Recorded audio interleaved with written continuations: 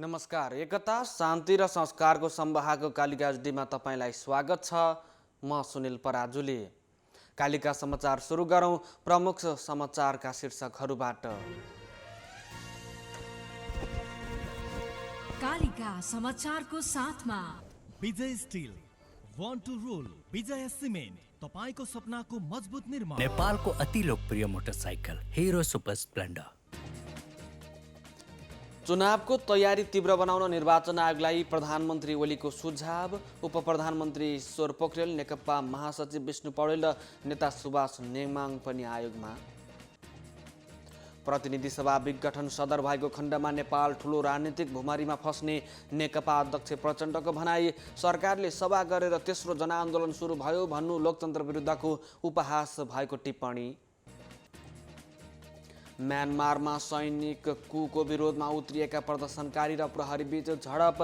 प्रदर्शनकारीमाथि हवाई फायर र पानीको फोहरा प्रहार। र भरतपुरमा हुने राष्ट्रिय स्तरको ब्याडमिन्टन प्रतियोगितामा चर्चित खेलाडीहरू खेल्दै।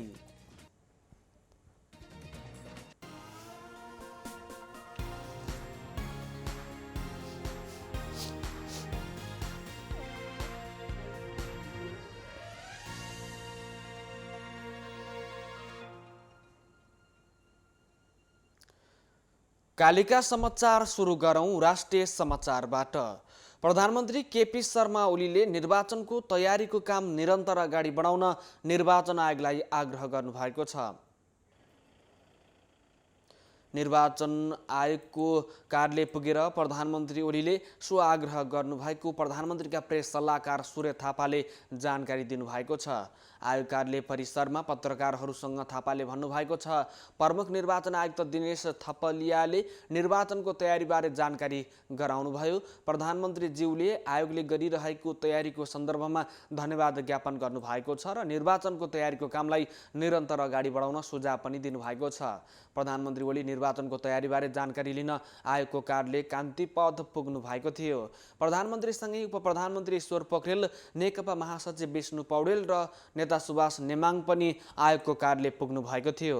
प्रमुख निर्वाचन आयुक्त थपलियाले निर्वाचनको लागि आवश्यक बजेट, बन्दोबस्तीका सामान लगायतका विभिन्न विषयमा जानकारी गराएको पनि थापाले जानकारी दिनुभएको छ। नेकपाको आधिकारिकता विवादबारे पत्रकारले राखेको जिज्ञासामा प्रेस सल्लाहकार थापाले प्रधानमन्त्री ओली मङ्गलबार निर्वाचन आयोग जानुको उद्देश्य त्यो नभएको बताउनु भएको छ। गत पुस 5 गते सरकारले संसद विघटन गरे लगतै नेकपा दुई खेमामा विभाजित भएपछि प्रधानमन्त्री ओली निर्वाचन आयोग पुगेर पहिलो पटक पुग्नु भएको हो। संसद विघटन गर्दै वैशाख 17 र 27 गते दुई चरणमा निर्वाचन गर्ने प्रधानमन्त्री ओलीको सिफारिसमा राष्ट्रपति विद्यादेवी भण्डारीले सदर गर्नुभएको थियो।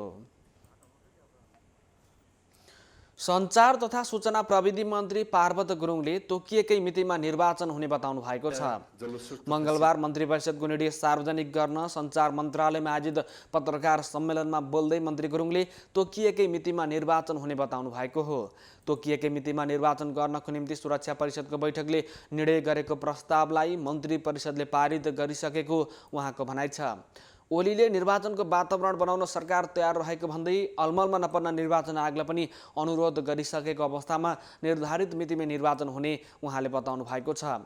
मन्त्री गुरुङले प्रधानमन्त्री केपी शर्मा ओलीले नेतृत्व गर्नुभएको नेपाल कम्युनिस्ट पार्टी नेकपा नै आधिकारिक भएको दावी गर्नुभएको छ।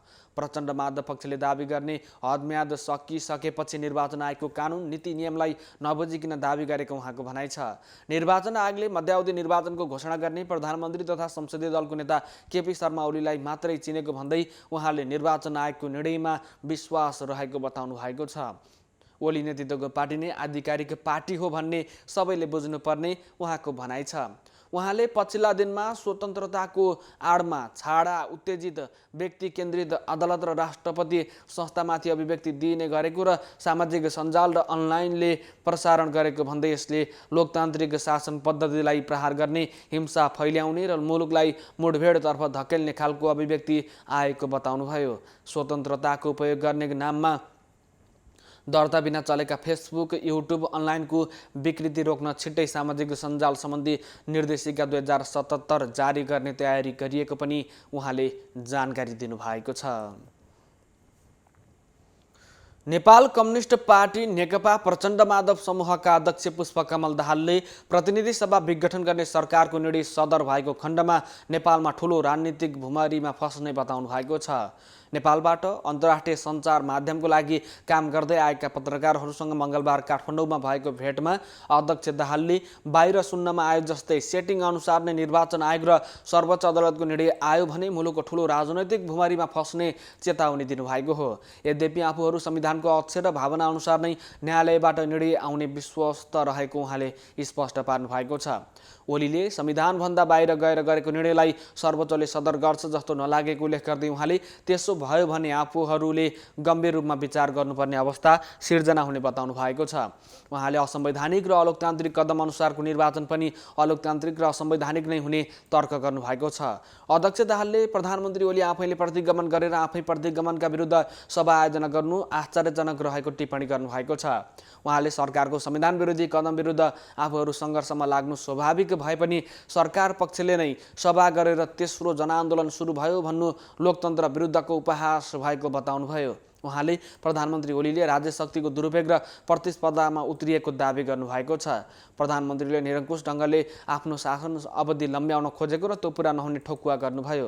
उहाँले मुलुकमा लोकतन्त्र खतरामा परेकोले सबै लोकतन्त्रवादी अन्तर्राष्ट्रिय समुदायसँग समर्थनको लागि अपिल पनि गरिएको जानकारी दिनुभएको छ। उहाँले आवश्यकताअनुसार सामूहिक भेटघाटको पनि आयोजना गर्न सकिने सङ्केत गर्नुभएको छ। कृषि तथा पशुपक्षी विकास मन्त्री पद्मा कुमारी अर्यालले मन्त्रालयले किसान र बजारलाई प्रत्यक्ष जोड्ने विधि बनाउने बताउनु भएको छ।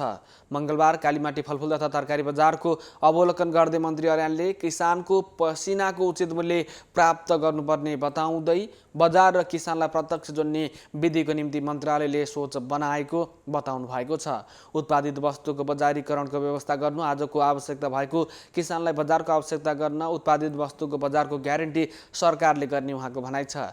उत्पादनलाई बढावा दिने तथा उत्पादनलाई बजारमा बिक्री हुने वातावरण बनाउन सरकारको तर्फबाट योजना ल्याउने उहाँले बताउनुभयो। किसानलाई मलको अभाव हुन नदिने उहाँको भनाइ छ। अहिले गहुँ लगाउने सिजनमा पनि मल पर्याप्त रहेको र किसानले सहज ढङ्गले मल पाएको उहाँको दाबी छ। मन्त्री अर्यालले कालीमाटी फलफुल तथा तरकारी बजारमा अनुगमनका क्रममा व्यवस्थित ल्याब रहेको भेटेको बताउनु भएको छ। छिट्टै परीक्षण गरी खराब चिजहरूलाई नियन्त्रण गरी उपभोक्ताकोमा जान फास्ट ट्र्याकबाटै काम भएको उहाँको भनाइ छ। उहाँले कालीमाटी बजारको फोहोर व्यवस्थापनलाई वैज्ञानिक हिसाबले व्यवस्था गर्ने चुनौती रहेको पनि बताउनु भएको छ। त्यस्तै केही स्टलहरूको व्यतिथिलाई नियन्त्रण गरी प्रणालीमा ल्याउनु पर्ने उहाँको भनाइ छ। कालीमाटी फलफुल तथा तरकारी बजारको साधारण सभासम्म मन्त्रालय र बजार व्यवस्थापन बसेर व्यतिथि अन्त्य गरी व्यवस्थित गराउनको निम्ति योजना लिएर आउने मन्त्री अर्यालले बताउनु भएको छ। राष्ट्रिय प्रजातन्त्र पार्टीका अध्यक्ष पशुपति शमशेर राणाले सनातन हिन्दू राष्ट्रको जग नभइकन नेपालको प्रजातन्त्रको जग दर हुन नसक्ने बताउनु भएको छ। मङ्गलबार राष्ट्रिय प्रजातन्त्र पार्टी काठमाडौँ जिल्ला समितिद्वारा आयोजित चुनाव चिन्ह अनावरण काठमाडौँ जिल्ला समायोजन घोषणा सभा तथा काठमाडौँबाट प्रतिनिधित्व गर्ने केन्द्रीय सदस्यलाई सम्मान कार्यक्रममा बोल्दै अध्यक्ष राणाले नेपालको प्रजातन्त्रलाई दर बनाउने हो भने सनातन हिन्दू राष्ट्रको जग बनाउनु पर्ने बताउनु भएको छ। उहाँले यस निम्ति राजतन्त्र नल्याई सुख नहुने पनि बताउनुभयो। कम्युनिस्ट काङ्ग्रेस असफल भएको भन्दै उहाँले यस बेलामा राप्रपा आन्दोलनमा उत्रिए आफूहरूको मुद्दाले प्राथमिकता पाउने जिकिर गर्नु भएको छ। अध्यक्ष राणाले मुलुकलाई स्थिरता दिनको निम्ति कम्युनिस्टलाई जनादेश दिएको भए पनि 3 वर्षको शासनकालमा सरकारले राम्रो काम गर्न नसकेको बताउनुभयो। पार्टी सङ्गठन गरेर गए मुलुकलाई भरपर्दो दिशामा लैजाने आफूहरूलाई मौका आएको पनि उहाँको भनाइ छ। त्यसै गरी कार्यक्रममा बोल्दै राष्ट्रिय प्रजातन्त्र पार्टीका अर्का अध्यक्ष कमल थापाले नेतृत्व तहबाट अब पार्टीको विभाजन कहिल्यै नगर्ने प्रतिबद्धता व्यक्त गर्नुभएको छ। पार्टीको तिनै अध्यक्षले पवित्र धार्मिक ग्रन्थ गीतालाई छोएर पार्टी कहिल्यै नफुटाउने र फुट्न नदिने प्रतिज्ञा गरेको उहाँको भनाइ छ। पार्टी विभाजनले पार्टीको विचारलाई कमजोर बनाएको भन्दै उहाँले पार्टीका लाखौँ कार्यकर्ताको भविष्य अन्धकार बनेको पनि बताउनु भएको छ। आफ्नो पिँढी राजनीतिक जीवनको उतारधमा लाग्न लागेको भन्दै उहाँले यस्तो बेलामा पार्टी फुटाउने अपराध गर्न नसक्ने उहाँको भनाइ छ। अध्यक्ष थापाले केही वर्षभित्रमै असम्भव ठानिएको हिन्दू राष्ट्र र राज संस्थाको पुनर्स्थापना गराउने दाबी पनि गर्नुभएको छ। कार्यक्रममा बोल्दै राष्ट्रिय प्रजातन्त्र पार्टीका अर्का अध्यक्ष डाक्टर प्रकाश चन्द्र लोहनीले जनताको सहानुभूति आफ्नो पार्टीसँग रहेको दाबी गर्नुभएको छ। जनता काङ्ग्रेस र नेकपासँग चेत्तिसकेको भन्दै उहाँले जनताले नयाँ राजनैतिक शक्ति खोजेको र आफूहरू सक्षम भए जनताले साथ दिने बताउनु भएको छ। अध्यक्ष लोहनीले जनताको सद्भावनालाई बोकेर लैजाने क्षमता पनि कति आउँछ, नेतृत्वको चुनौती पनि त्यही रहेको औल्याउनु भएको छ। महानगरीय ट्राफिक प्रहरी महाशाखाले हराएका 25वटा मोटरसाइकल सम्बन्धित धनीलाई हस्तान्तरण गरेको छ। मंगलबार महानगरीय ट्राफिक प्रहरी महाशाखाले एक कार्यक्रमको आयोजना गरी भेटिएका मोटरसाइकलहरू सम्बन्धित धनीहरूलाई हस्तान्तरण गरेको हो। उपत्यकाका विभिन्न स्थानहरूबाट हराएका मोटरसाइकलहरू बालाजु टोखा सातो बाटो माछापोखरी मुलपानी तीनकुने बलम्बु दरबार मार्ग बौद्ध कालीमाटी महाराजगञ्ज कलङ्की लगायतका स्थानबाट फेला पारी सम्बन्धित धनीहरूलाई हस्तान्तरण गरिएको महानगरीय ट्राफिक प्रहरी महाशाखा प्रमुख जनक भट्टराईले जानकारी दिनुभएको छ। प्रमुख भट्टराईले मोटरसाइकल हराउने अवस्था रोकी सवारी धनीलाई मानसिक र आर्थिक क्षतिबाट कसरी बचाउन सकिन्छ भन्ने बारे आफूले उपाय खोजिरहेको बताउनु भएको छ। सवारी धनी स्वयंले सवारी हराउन हुन्न भन्नेमा चिन्तित भएर अतिरिक्त सुरक्षाको व्यवस्था गरी हराउने क्रम घट्न सक्ने उहाँले बताउनु भएको छ। ट्राफिक प्रहरीले सादा पोसाकको प्रहरी परिचालन गरेर हराएको मोटरसाइकल र स्कुटर खोज्ने कामलाई तीव्रता दिएको प्रमुख भट्टराईले बताउनु भएको छ। नेपालमा पछिल्लो 24 घण्टामा थप 160 जना कोरोना संक्रमित थपिएका छन्। स्वास्थ्य तथा जनसङ्ख्या मन्त्रालयका अनुसार पछिल्लो 24 घण्टामा थप 160 जना कोरोना संक्रमित थपिएका हुन्। यो सँगै नेपालमा कोरोना संक्रमितको कुल सङ्ख्या 2,72,216 पुगेको छ। पछिल्लो 24 घण्टामा 165 जना कोरोना संक्रमण मुक्त भएका छन्। यो सँगै नेपालमा संक्रमण मुक्त हुनेको कुल सङ्ख्या 2,68,431 पुगेको छ। पछिल्लो 24 घण्टामा कोरोनाबाट थप 2 जनाको मृत्यु भएको छ। यो सँगै नेपालमा संक्रमणबाट मृत्यु हुनेको सङ्ख्या 2,047 पुगेको छ। पछिल्लो 24 घण्टामा 2,309 जनाको PCR परीक्षण गरिएको छ। एकता शान्ति र संस्कारको सम्भाग कालिका एसडीमा प्रसारित कालिका समाचारमा पालो भएको छ विज्ञापनको, तर त्यसभन्दा अगाडि प्रमुख समाचारका शीर्षकहरू। कालिका समाचारको साथमा Vijay steel, Want to Rule, Vijay cement, तपाईको सपनाको मजबुत निर्माण। नेपालको अति लोकप्रिय मोटरसाइकल हिरो सुपर स्प्लेन्डर। चुनावको तयारी तीव्र बनाउन निर्वाचन आयोगलाई प्रधानमन्त्री ओलीको सुझाव। उप प्रधानमन्त्री पोखरेल, महासचिव पौडेल र नेता सुभाष नेमाङ पनि आयोगमा।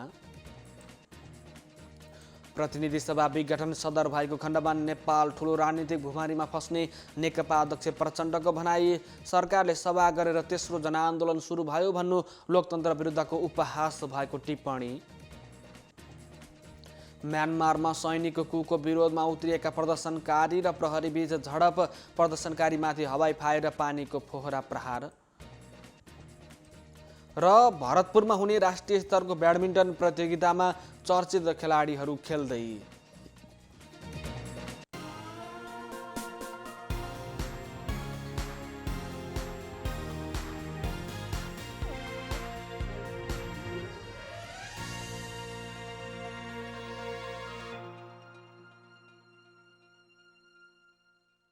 पूर्ण स्वचालित मसिनमा उच्च स्तरीय ब्लेड प्रयोग गरी उत्पादन भएको नेपालको पहिलो टेगुम जर्मनी प्रविधिद्वारा उत्पादित विजय स्टिल सम्पूर्ण रूपमा ल्याब परीक्षणपछि उत्पादन हुने अत्यधिक भूकम्प प्रतिरोधक, वर्षौंसम्म टिक्ने, खिया प्रतिरोधक, उच्च शक्ति, उत्कृष्ट वचन अनि उच्च लचकता, अग्नि प्रतिरोधक, रिब्समा अतिरिक्त मोटाई, उच्च वेल्डिङ क्षमता अनि उच्च इलोङ्गेसन, एक नासको तौल, लम्बाई अनुपात। अब आफ्नो निर्माणलाई दिनुहोस् विजय स्टिलको शक्ति। Vijay steel FE 500, FE 500D। Vijay steel, burn to rule. मेरो हिरो सुपर स्प्लेन्डर, मेरो हिरो कति प्यारो, अरू पनि होला राम्रो, तर पनि मेरै हिरो प्यारो।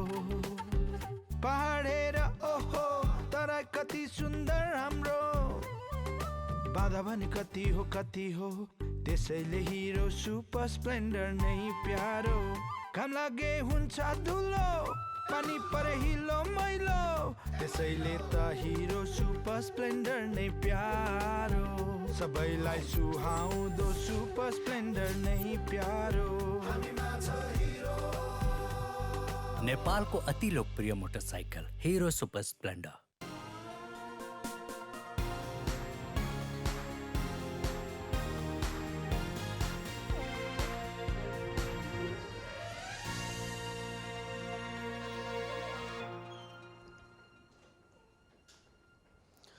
विज्ञापनपछि कालिका समाचारमा पुनः स्वागत छ। अब स्थानीय समाचार। ज्येष्ठ नागरिक सङ्घ चितौनले भवनमा सभा हल सहितको तला थप गरेको छ। भरतपुर 10 स्थित दुर्गा भगवती मन्दिर परिसरमा रहेको 2061 सालमा बनेको भवनमा तला थप गरेको हो। माथिल्लो तला निर्माण गर्दा भरतपुर महानगरले 15,56,000 रुपियाँ र सङ्घले 1,73,000 रुपियाँ लगानी भएको सङ्घका सचिव भोजराज नेउपानेले जानकारी दिनुभएको छ। यसअघि निवर्तमान सांसद कृष्णभक्त पोखरेलले सांसद विकास कोषबाट उपलब्ध गराएको 9,65,000 रुपियाँ खर्च गरेर ट्रस्ट बनाइएको थियो। एक सभा हल र 2 कोठा थप भएका छन्।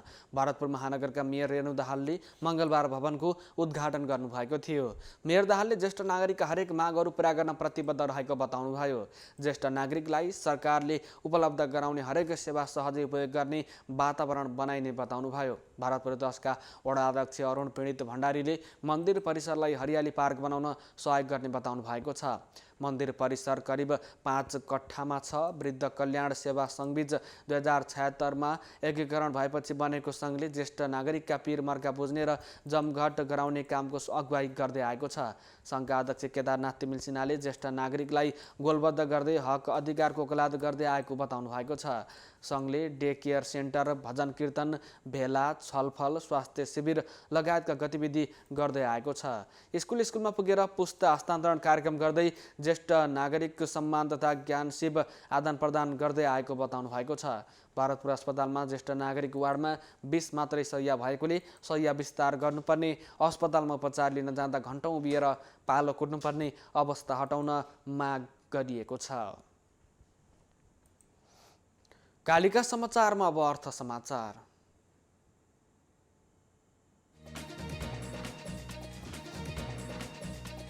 नेपालमा विभिन्न प्राकृतिक स्रोतको उपयोगबाट 1 वर्षको अवधिमा 5.5 अर्ब रुपियाँ रोयल्टी सङ्कलन भएको छ।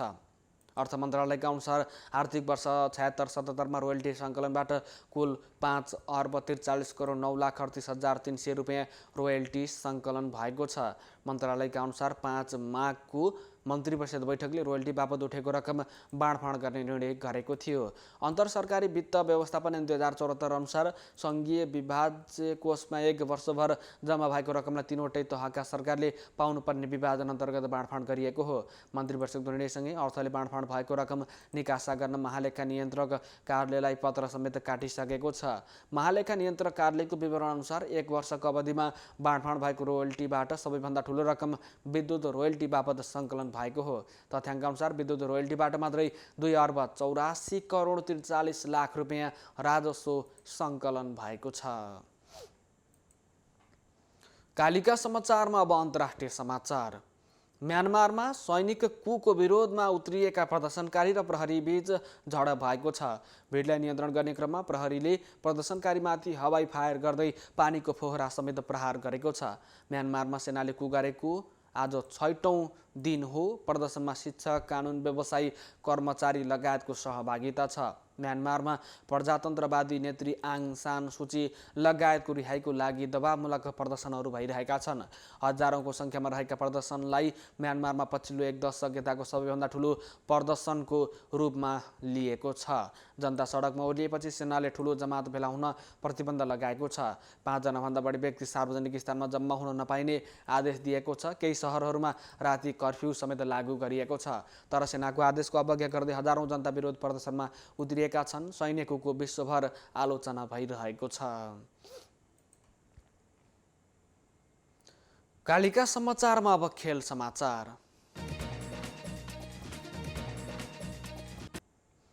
भरतपुर कबड हलमा योनेक्स सनराइज प्रधानमन्त्री कप राष्ट्रिय स्तरको खुल्ला ब्याडमिन्टन प्रतियोगिता हुने भएको छ। चितवन जिल्ला ब्याडमिन्टन सङ्घ र हरिलाल धर्मदेवी मेमोरियल ट्रस्टको आयोजना गरेको प्रतियोगिता बुधबारदेखि सुरु हुनेछ। प्रतियोगिता फागुन 1 गतेसम्म चल्नेछ। खेलको बागमती प्रदेशका मुख्यमन्त्री डोरमणि पौडेलले उद्घाटन गर्नुहुने आयोजकले जनाएको छ। प्रतियोगितामा 8 विधामा 300 जना खेलाडी सहभागी हुने सङ्घका जिल्ला अध्यक्ष भरत मल्लले जानकारी दिनुभएको छ। उद्घाटन खेलमा पहिलो दिन 3 कोर्टमा 67 वटा खेलहरू हुनेछन्। महिला एकल, पुरुषको एकल र युगल, पुरुष युगल टप 20 बोइज र गर्ल्सको अन्डर 17 भेटरान्स तर्फ मास्टर 45 र मास्टर 55 वर्षमाथि प्रतिस्पर्धा हुने उहाँले बताउनु भएको छ। विजयीले 1,15,000 बराबरको पुरस्कार पाउनेछन्। हरेक विधामा प्रथम, द्वितीय, तृतीयलाई पुरस्कार मात्रै 8,19,000 बराबरको हुने मल्लले जानकारी दिनुभएको छ। हालसम्मकै धेरै पुरस्कार राशिको प्रतियोगिता भएको प्रचार प्रसार समितिका संयोजक दिव्यमणि सापकोटाले दावी गर्नुभएको छ। उहाँका अनुसार एकलतर्फ 1,15,000, समूहतर्फ 60,000 रुपियाँ नगद सहितको पुरस्कार राखिएको छ। वरियतामा रहेका सबै खेलाडीलाई निःशुल्क खाना र बसोबासको व्यवस्था मिलाइएको छ। प्रतियोगितामा राष्ट्रिय खेलाडीहरू रत्नजित तामाङ, दिपेश धामी, सुरज महर्जन, नवीन श्रेष्ठ, नङसल देवी तामाङ, अनिता गिरी, जुनियरतर्फ विश्व वरियतामा तेस्रो स्थानका ब्याडमिन्टन स्टार प्रिन्स दाहाल लगायतका खेलाडीको रोमाञ्चक खेलहरू हुनेछन्। प्रतियोगितामा खेल्ने खेलाडीले आफ्नो वरियता पनि सुधार गर्न पाउने राष्ट्रिय खेलकुद परिषदका सदस्य तथा ब्याडमिन्टन सङ्घका उपाध्यक्ष सुभाष श्रेष्ठले जानकारी दिनुभएको छ। एकता, शान्ति र संस्कारको संवाहक कालिका एचडीमा प्रसारित कालिका समाचारको अन्त्यमा प्रमुख समाचारका शीर्षकहरू पुनः एकपटक। कालिका समाचारको साथमा Vijay steel, want to rule, Vijay cement, तपाईको सपनाको मजबुत निर्माण। नेपालको अति लोकप्रिय मोटरसाइकल हिरो सुपर स्प्लेन्डर। चुनावको तयारी तीव्र बनाउन निर्वाचन आयोगलाई प्रधानमन्त्री ओलीको सुझाव। उपप्रधानमन्त्री पोखरेल, नेकपा महासचिव पौडेल, नेता सुभाष नेमाङ पनि आयोगमा। प्रतिनिधि सभा विघटन सदरबारको खण्डमा नेपाल ठुलो राजनीतिक भुमारीमा फस्ने नेकपा अध्यक्ष प्रचण्डको भनाई। सरकारले सभा गरेर तेस्रो जनआन्दोलन सुरु भयो भन्नु लोकतन्त्र विरुद्धको उपहास भएको टिप्पणी। म्यानमारमा सैनिक कुको विरोधमा उत्रिएका प्रदर्शनकारी र प्रहरी बीच झडप, प्रदर्शनकारीमाथि हवाई फायर र पानीको फोहरा प्रहार। र भरतपुरमा हुने राष्ट्रिय स्तरको ब्याडमिन्टन प्रतियोगितामा चर्चित खेलाडीहरू खेल्दै।